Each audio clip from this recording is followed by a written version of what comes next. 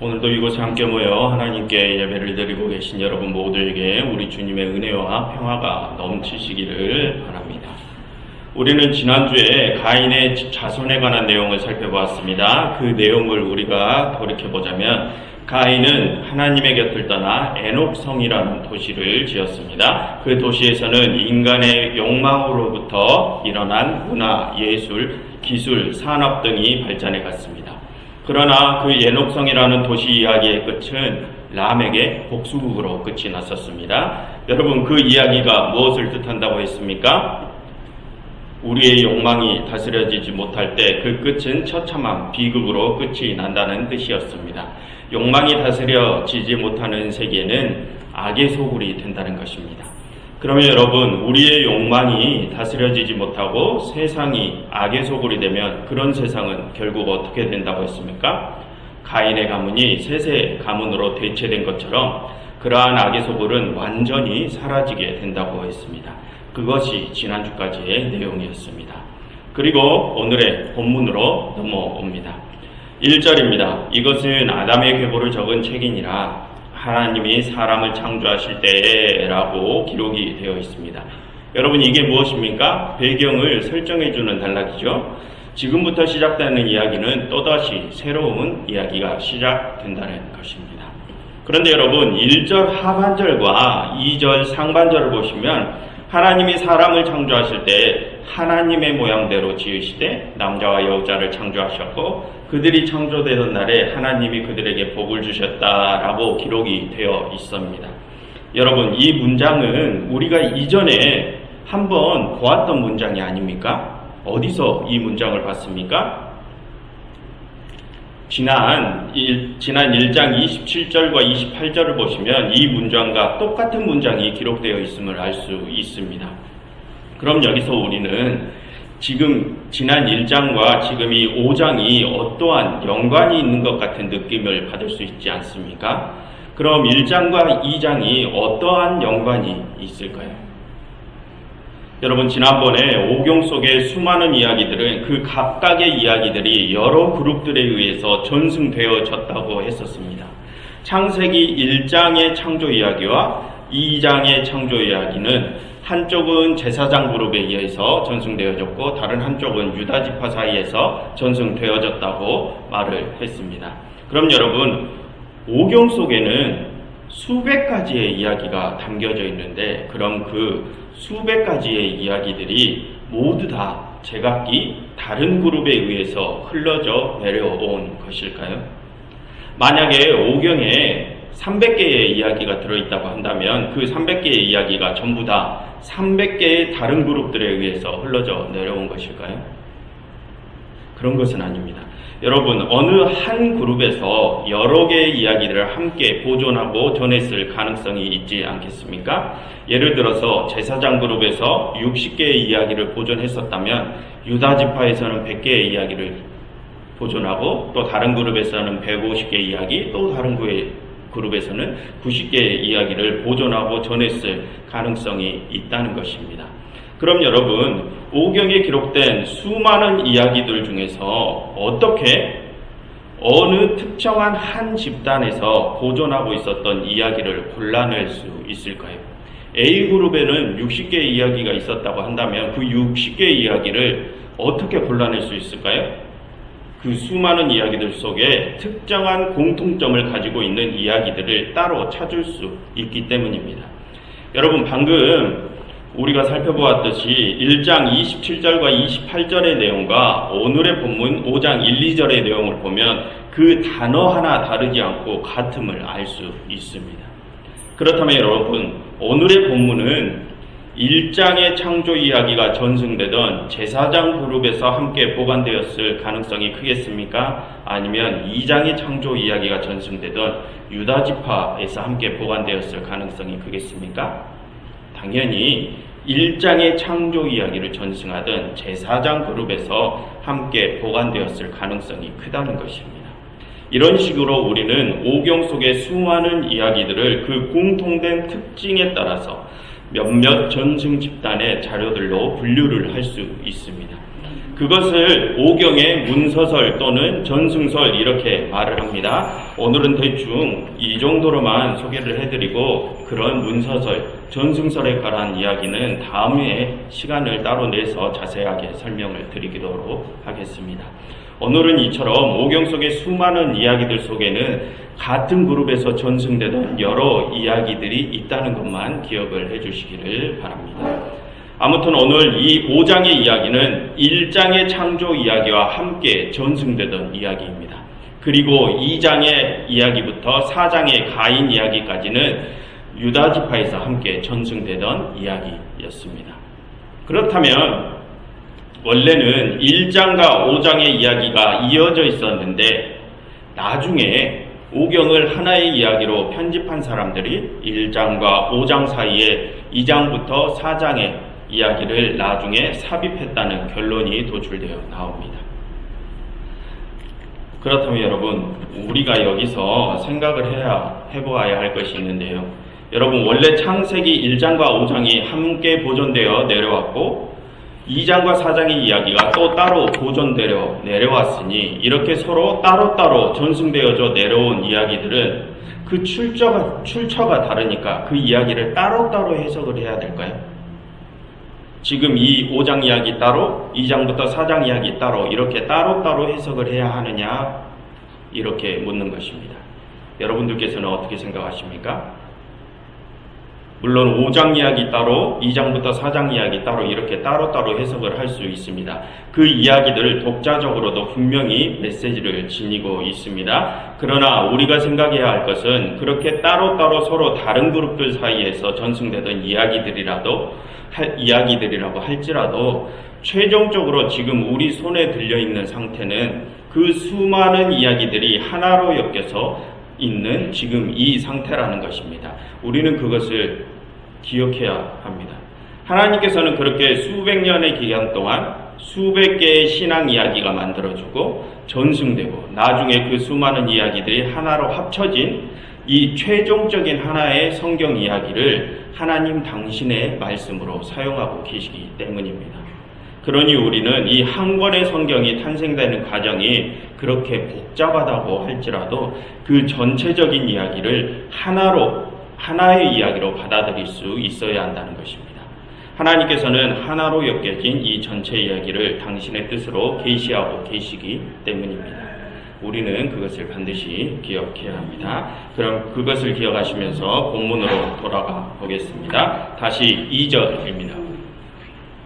하나님께서는 남자와 여자를 창조하시고 그들에게 복을 주시고 그들의 이름을 사람이라 일컫습니다. 그리고 3절 아담은 130세에 자기의 모양 곧 자기의 형상과 같은 아들을 낳고 그 아들의 이름을 셋이라고 합니다.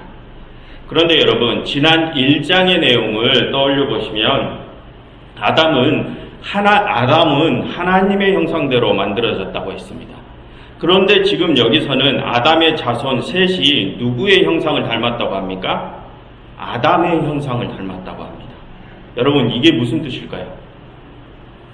여러분, 우리는 이것을 두 가지로 나눠서 해석을 해볼 수 있습니다. 여러분, 셋이 아담의 형상을 닮고 아담이 하나님의 형상을 닮았으니 그것은 고로 셋도 하나님의 형상을 닮았다라고 할 수 있습니다.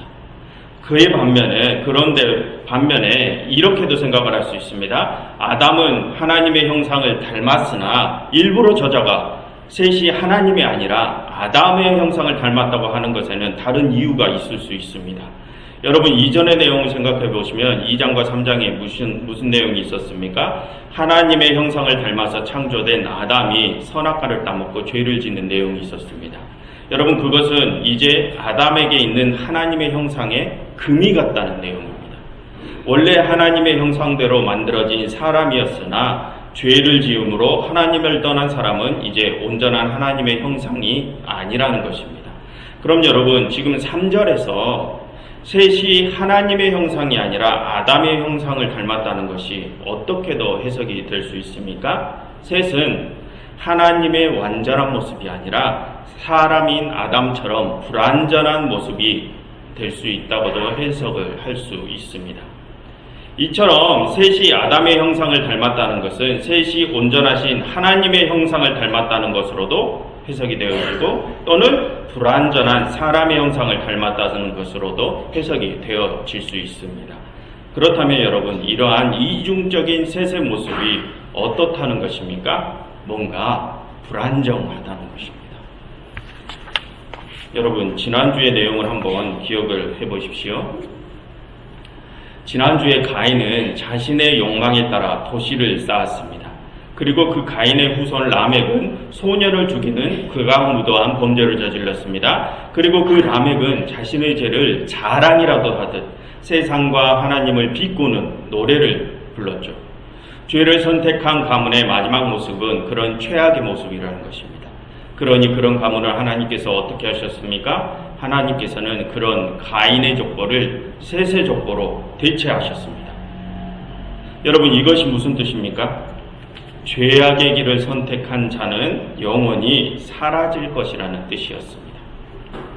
그렇다면 여러분, 그렇게 죄악된 가인 대신 하나님의 역사에 새로 뽑힌 셋의 가문은 어떨까요? 셋의 가문은 하나님의 역사를 쓰기 위하여 죄인 대신 뽑혔으니 이 가문은 하나님의 뜻을 제대로 이어받은 가문일까요? 여러분, 아까 성경 공독 시간에 오늘의 내용을 다 함께 읽어보았기 때문에 아실 것입니다. 오늘의 본문에는 아담에서부터 노아까지의 계보가 소개되어 있습니다. 그런데 여러분, 이 계보에 나오는 사람들의 수명들이 어땠습니까? 어떤 이는 300몇 살을 살고 어떤 이는 900몇 살까지 살았다고 소개를 하고 있습니다. 그래서 어떤 주석가들은 이런 것을 가지고 이렇게 해석을 합니다. 앞에 가인이 죄를 지었습니다. 그래서 죄인 가문은 하나님의 역사에서 완전히 사라지고 이제 하나님에 의해 셋의 가문이 선택됩니다. 성경이 이렇게 죄인 대신 새로운 가문을 세우는 것은 앞에 죄를 지은 가인의 가문과 지금 하나님께서 뽑으신 셋의 가문을 대조하기 위해서다, 이렇게 해석을 합니다. 그래서 하나님께서 뽑으신 이 셋의 가문은 죄와는 상관이 없는 순결한 가문이다. 그러니 이들은 하나님의 복을 받아 장수를 한 것이다. 이렇게 해석을 해가는 분들이 계십니다. 앞에 가인의 내용과 이어서 생각을 해보면 그렇게 해석을 할 수 있습니다. 그런데 여러분, 꼭 그렇게만은 생각을 할 수 없는 것이, 여러분, 오늘 본문 바로 다음 장을 한번 보십시오. 6장의 소제목을 한번 보십시오. 6장의 소제목을 보시면 오늘 소개하는 셋 계보 바로 다음에 어떤 내용이 나옵니까? 또 사람들의 죄악이 번성하는 내용이 나옵니다. 그렇다면 여러분, 오늘의 본문에서 소개하는 셋 가문의 사람들이 죄와 무관하다 할 수 없다는 것입니다. 그러니 노아 이전의 셋 가문의 사람들은 죄가 없는 사람들이었기 때문에 장수를 했다라는 해석은 설득력이 많이 떨어진다는 것입니다. 그럼 여러분, 오늘의 본문에서 노아 이전의 사람들이 몇백 살까지 살았다라는 기록에는 어떤 의미가 있는 것일까요? 여러분, 애석하지만 그것에 대하여는 아직까지 뚜렷한 해석이 나오지는 않았습니다. 그럼 여러분, 우리가 성경을 해석할 때 정말 중요하게 생각하는 또 한 가지가 있는데요. 그것은 성경을 생각할 때 우리가 아무리 공부를 하고 머리를 짜내보더라도 정말 모르는 부분이 나온다면 그냥 모르는 채로 그냥 놔두는 것도 정말 중요하다는 것입니다. 모르는 것을 억지로 어떻게든 내 마음대로 해석을 해보려고 하다가 이단의 길로 빠지게 된다는 것입니다. 여러분, 대부분 성경 해석에 대한 영역은 신학자들의 영역입니다. 저와 같은 설교자 역시 그 신학자들의 지혜를 빌려서 여러분들에게 쉬운 말로 성경을 소개하는 것이고요. 여러분, 종교개혁이 있고 난 후에 수백 년의 기간 동안 성경 해석에 대한 연구가 이어졌습니다. 그러나 아직까지 오늘의 본문에서 노아 이전의 사람들이 몇백 년씩을 살았다는 내용이 어떤 의미를 가졌는지는 아직 해석이 되어지지 않고 있습니다. 그런데도 불구하고 이 부분을 우리가 억지로 해석하려고 하는 것은 상당히 위험합니다. 그러니 우리는 그냥 모르는 것은 모르는 채로 그냥 놔두기로 하겠습니다. 그렇다고 여러분 지금 이 부분에서 노아 이전의 사람들이 몇백 년을 장수했다는 이야기가 사실일 수도 있다라는 것을 말하는 것은 아닙니다. 여러분 그렇게 오해하시면 안 됩니다. 여러분 이 원역사의 이야기들은 상징적인 이야기들이고 과장된 이야기들이라고 말씀을 드렸습니다. 여러분 당시에 고대 근동에는 이렇게 수백 년, 수천 년을 사는 사람들의 이야기가 넘쳐났습니다. 특히 당시 메소포타미아 왕들에 대한 기록에 보면은 그들의 나이가 수천 년이었다는 기록이 남아 있습니다.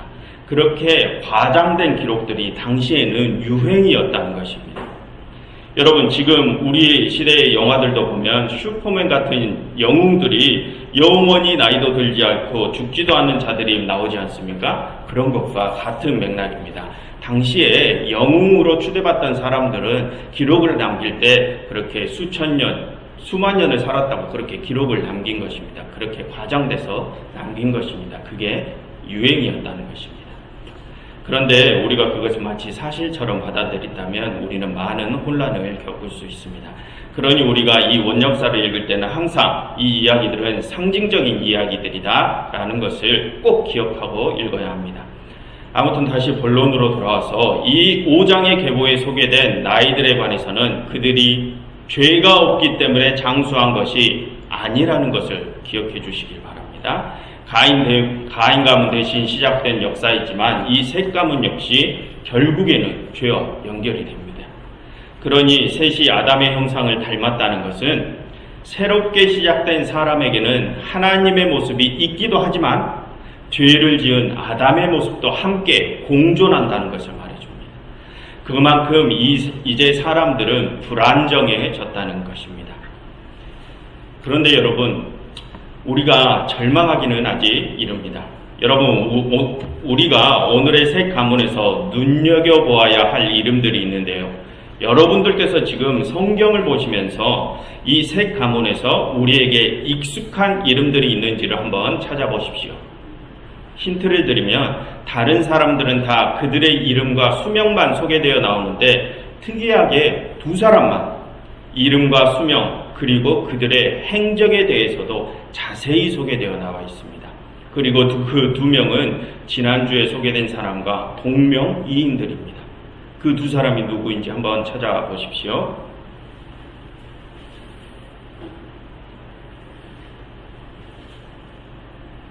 여러분 그 두 사람이 누구입니까? 21절부터 24절에 나오는 에녹과 25절부터 29절에 나오는 라멕입니다. 에녹과 라멕 그 두 명과 그리고 마지막에 소개된 노아 이 세 사람을 우리가 눈여겨보아야 합니다. 노아에 관해서는 우리가 조금 있다가 다시 다뤄보기로 하고 먼저 에녹과 라멕에 대해서 살펴보도록 하겠습니다. 나머지 사람들에 대해서는 우리가 뭐라 말을 할 수가 없습니다. 그저 이름과 나이만 소개되어 있기 때문에 그것에서 어떤 메시지를 도출해내기란 쉽지가 않습니다. 그런데 에녹과 라멕을 한번 보십시오. 여러분 에녹이 누구고 라멕이 누구입니까? 지난주에 에녹이 누구였습니까? 하나님의 뜻을 버리고 자신의 뜻대로 살기로 한 가인의 아들이었습니다. 그리고 그 가인이 세운 도시의 이름이 에녹성이었죠. 그러면 라멕은 누구입니까? 죄인 가문에서 가장 극악무도한 죄를 저지른 자의 이름이 라멕이었습니다. 죄악의 결정체라고 할 수 있죠. 그런데 여러분 오늘의 본문에서는 그 에녹과 라멕이 어떻다고 나와 있습니까? 먼저 24절을 보시면 에녹이 하나님과 동행했고 죽지 않고 하나님에게로 불려간 사람이라고 소개됩니다. 그리고 라멕은 어떻게 소개됩니까? 29절을 보시면 노아의 아버지라고 합니다. 라멕이 아들을 낳고 그 아들에게 노아라는 이름을 붙여줍니다. 그런데 그 노아라는 이름의 뜻이 하나님께서 땅을 저주하심으로 수고롭게 일하는 우리를 이 아들이 안위한다라고 합니다. 그렇다면 여러분 지난주 본문에 나오는 에녹 라멕과 오늘 본문의 에녹 라멕을 대조해보면 그 느낌이 어떻습니까? 지난주에 에녹성은 인간의 욕망이 집약된 도시로 소개되어 있었고 라멕은 최악의 흉악범이었습니다. 욕망의 결정체들이라는 말이죠. 그런데 오늘의 에녹은 하나님과 동행한 자요, 라멕은 하나님께서 자신들을 위로해 주신다고 찬양이라도 하듯이 자신의 아들에게 노아라는 이름을 붙인 자입니다. 동명이인들이지만 그들에 대한 평가가 뭔가 극명하게 대조되지 않습니까? 지난주에 하나님의 품을 떠난 하나님의 품을 떠나 자신들의 욕망에 의해 살아가기로 한 자들에게는 절망적인 모습만 보이지만, 오늘 하나님께서 새롭게 뽑으신 사람들에게서는 뭔가 희망적인 모습이 보입니다. 물론 오늘 소개된 셋 가문의 사람들도 죄와 무관하지는 않습니다. 그러나 하나님께서 뽑으시어 새롭게 시작된 역사에는 모두 다는 아니지만 이렇게 단 두 사람, 단 몇 사람에게서라도 뭔가 희망이 보인다는 것입니다. 특히나 지난번에 죄와 연결된 자들이 이번에는 희망과 연결이 된다는 것이 의미가 있는 것입니다. 그렇다면 여러분, 이러한 내용이 무엇을 뜻하는 것일까요? 여러분, 원래 노아라는 단어의 원어적 의미는 안식이라는 뜻입니다. 하나님의 안전한 세계 속에서의 평안을 뜻하는 것이 원래 노아의 뜻입니다. 그런데 여기서는 그 노아라는 단어의 의미를 안식이 아니라 안위라고 소개를 합니다. 그것은 평안보다는 위로라는 의미에 더 가깝습니다.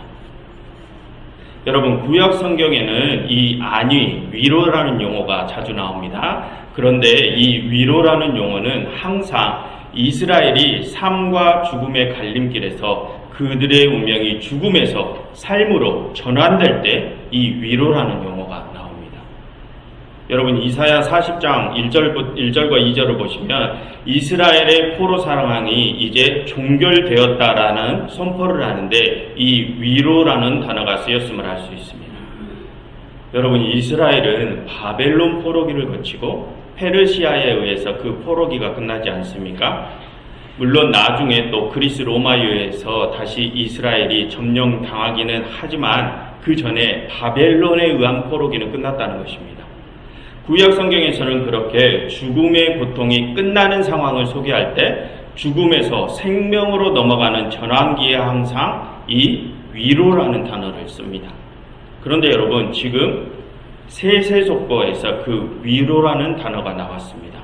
그런데 그 위로라는 단어가 누구의 입에서 선포되었습니까? 지난주에 최악을 저지른 람에게 입에서 선포되었습니다. 여러분, 이게 무슨 뜻일까요? 여러분, 방금 전에 오늘 본문에 소개된 에녹과 라멕은 지난 4장에 소개된 라멕과 대조된 모습을 보인다고 했습니다. 그 대조를 통해서 우리는 뭔가 희망을 발견할 수 있다고 했습니다. 그리고 지금 그 라멕의 입에서 하나님의 위로가 선포됩니다. 그런데 그 위로라는 단어는 항상 죽음에서 삶으로 넘어가는 전환기에 선포된다고 했습니다. 그렇다면 여러분, 이것을 합쳐보면 무슨 뜻이 되겠습니까? 라멕의 입에서 복음이 선포됐다는 것입니다. 여러분, 라멕이 지금 뭐라고 합니까? 29절입니다. 지난번에 하나님께서 가인에게 내리신 땅의 저주를 언급합니다. 하나님께서 땅을 저주하시니 지금까지는 죽음의 고통이었다는 것입니다. 그런데 그 죽음의 고통 속에서 하나님이 수고롭게 일하는 자들을 이 노아를 통하여 위로하신다고 합니다. 죽음 속에서 새 생명을 향한 위로가 있었다는 것입니다. 즉, 지금 라멕은 저주의 땅에서 하나님의 위로를 선포하고 있는 것입니다. 여러분, 아담은 이미 에덴에서 쫓겨났습니다. 그리고 그 아들 가인 때문에 가인이 지나다니는 땅들은 다 저주를 받았습니다. 그리고 가인은 사라졌죠. 그러나 그 저주받은 땅들은 아직 남아 있습니다. 그리고 그 저주받은 땅에 새로운 셋 가문이 하지만 그들 역시 새로운 생명을 얻어 살아가고 있지만 땅의 저주에서는 풀려나지 못했습니다. 그런데 지금 무엇이 선포되고 있습니까? 그 저주받은 땅에서 하나님의 위로가 선포되고 있습니다. 그럼 여러분, 이 위로는 누구에 의한 위로입니까? 여러분, 아까 전에 이 셋 가문 역시 죄와 무관하지 않다고 했습니다. 결국 나중에 이 셋 가문은 노아의 때에 가서 죄가 번성합니다. 새롭게 시작된 사람들 역시 이전 아담과 가인의 시대와 다를 것이 없다는 것입니다. 그들은 계속해서 죄와 연관이 있다는 것입니다. 그러니 그들은 계속해서 저주받은 땅에서 살아갑니다. 그런데 지금 이들에게 위로가 선포됩니다. 그렇다면 지금 이 선포되는 이 위로, 이 희망은 누구에 의해서 주어지는 위로이고 희망이라는 말입니까? 사람들입니까? 아닙니다. 새롭게 기회를 얻은 사람들조차 여전히 죄와 떨어지지 못했습니다. 그들은 여전히 죄인 아담의 형상을 벗어나지 못하고 있습니다. 죄가 있는 사람은 스스로에게 온전한 위로를 줄 수가 없습니다. 그럼 지금 저주받은 땅에서 선포된 위로와 희망은 누구에게로부터 나온 것이라고요? 하나님께로부터 나오는 위로와 희망이라는 것입니다. 하나님께서 여전히 아담의 형상을 벗어버리지 못하는 죄인들에게 하나님 자신의 온전한 형상을 입혀 주실 것이라는 위로를 주시는 것입니다. 여러분, 그것은 복음입니다. 죽음에서 생명이 선포되어진 것입니다. 여러분, 하나님께서는 우리의 계속되는 범죄함에도 불구하고 우리에게 계속해서 희망을 주십니다. 범죄를 거듭함으로 계속해서 죽음의 고통 속으로 더 파고들어가는 우리들이지만 하나님께서는 끝까지 우리에게 위로를 주십니다. 그러니 우리의 이 생이 끝나기 전까지는 우리에게 절대 희망이 끊기지 않습니다.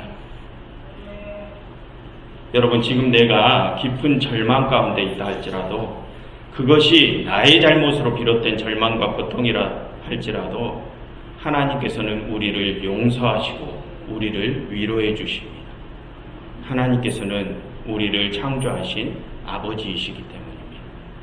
그러니 여러분, 지금 내가 어떤 고통과 절망 가운데 있다고 할지라도 그것이 나의 실수, 나의 잘못에 의한 고통이라고 할지라도 절대 좌절하거나 포기하지 마십시오. 하나님께서는 그 어떠한 최악의 상황에서도 언제나 여러분들 옆에서 여러분들을 위로해주고 계십니다. 기도하겠습니다. 수렁에서 저희를 건지시는 하나님께서는 저희가 어떠한 잘못이 있든지 저희를 버리지 않으시고 저희에게 마지막까지 위로와 희망을 주시는 분이심을 배웠습니다. 하나님의 그 크신 은혜와 사랑에 진심으로 감사를 드립니다. 하나님 또한 저희의 지난날의 잘못을 용서하여 주시옵소서. 저희는 항상 하나님의 뜻이 아니라 저희 자신의 뜻을 이루기 위하여 살았습니다. 그럼으로써 죄악의 수렁에서 빠져나오려고 생각조차 하지 않았습니다. 그러면서 나에게 처해진 고통이 힘겹다고 절망했습니다. 하나님, 이런 저희의 어리석은 모습을 용서하여 주십시오. 하나님, 이제는 저희가 절망하지 않겠습니다. 이제는 하나님께서 주시는 진정한 위로 속에서 저희가 온전한 안식으로 나아가고자 합니다. 하나님, 저희를 인도하여 주시옵소서. 저희가 또다시 뒤를 돌아보려고 할 때 저희를 채찍질하여 주시고 저희가 다시는 이전의 모습으로 돌아가지 않게 하옵소서. 그리하여 저희의 이 생이 끝날 때 하나님의 영광의 얼굴을 저희가 직접 대면할 수 있게 하시옵소서. 예수 그리스도 이름으로 기도드렸습니다.